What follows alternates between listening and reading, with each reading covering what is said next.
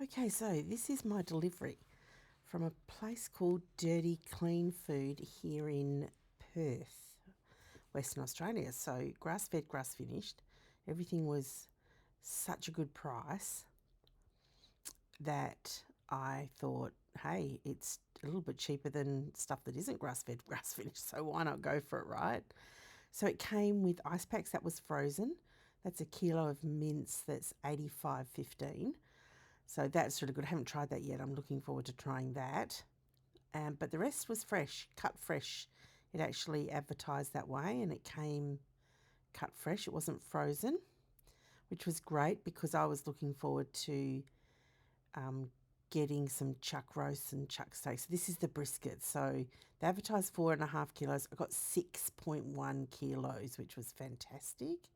And this is the chuck roll. They advertised 6.5 kilos and gave me 8.4 kilos. So that was awesome as well. So I just washed it over in the sink and then brought it back to the table ready to ready to cut up. And I'd watched some tutorials.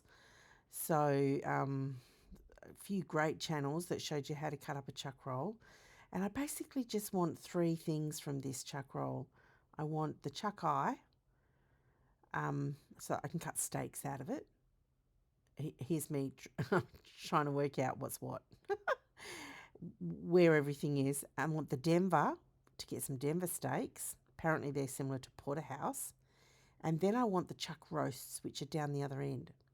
So I worked out that this here end here on the left was on the left. That's the chuck roll that I'm working on right now. And it's very easy, so easy to do this because there's a natural seam already where the muscles are separated. And there it is there. You can sort of see where the grain changes. So it's quite easy to do.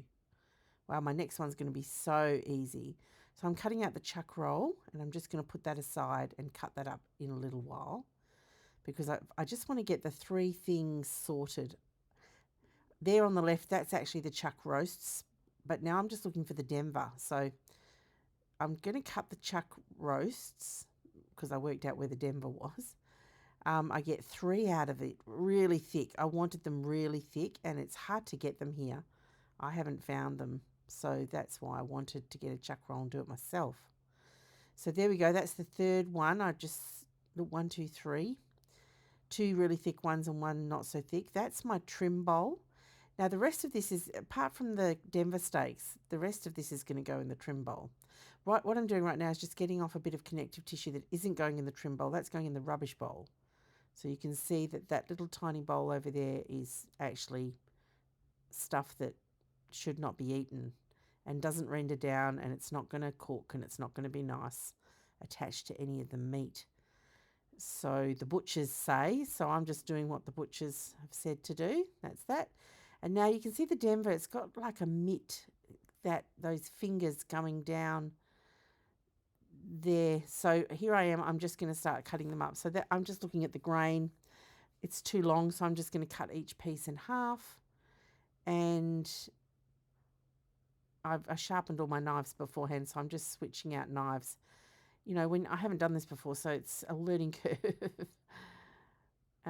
So yeah, I've just sped it up just for the sake of, really, you can sort of see what's going on here. And then I just want to check out the other side that's not the Denver. I want to see what it's like. And it's definitely a flat iron steak consistency. So I felt good about that, you know, that's all going in the trim bowl. Here's some more Denver steaks. And then the grain still looks like Denver. So I've cut more, but I was a bit unsure at this point. I don't know, do I keep that or do I put it in the trim bowl? I wasn't sure. So then I just started examining them all and thinking, I don't know.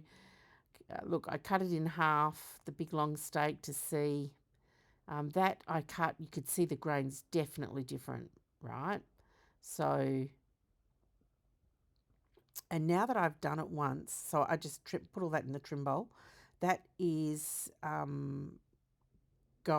that's actually in my freezer currently, and because I'm waiting for the mincer attachment for my KitchenAid, Now I just go through the trim bowl and just dice everything up.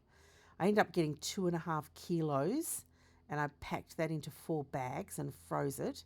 And I'm going to use it either for stew or for mincing if I get, depending on when I get my mince attachment. But then back over here, once I've done all that, back over here, I'm still wondering what to do with these 2 last long ones.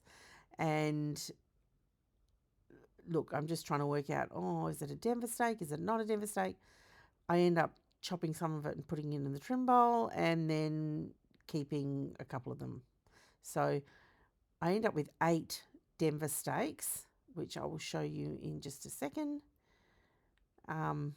So here I'm just looking for the grain, which ones look the most tender with the most grain, and I'm going to chop the rest and put it in the trim bowl. So there they go, all in the trim bowl. And then now I need to cut up my chuck eye steaks. So they're my Denver steaks. They're supposed to be fantastic, and I've already had 2 and they are delicious. Now I'm cutting up my chuck eye steaks. So just cook them like a steak. They're very delicious. I've had 2, I think 2 or 3, and they're amazing. Like, so worth. I mean, this was really quite easy to do. I was unsure in a couple of places, and I went back and watched a couple of videos. I stopped the recording and did that. But honestly, the next time I get a chuck roll, which I'm definitely buying another one, it will be so much easier. It probably took me an hour to do all this, which is very good considering the size of it. So they're the 3 chuck roasts.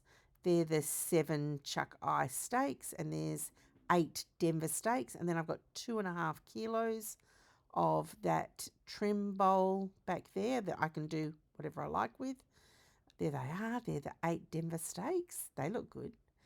Over here's the 1, 2, 3, 4, 5, 6, 7 chuck eye steaks.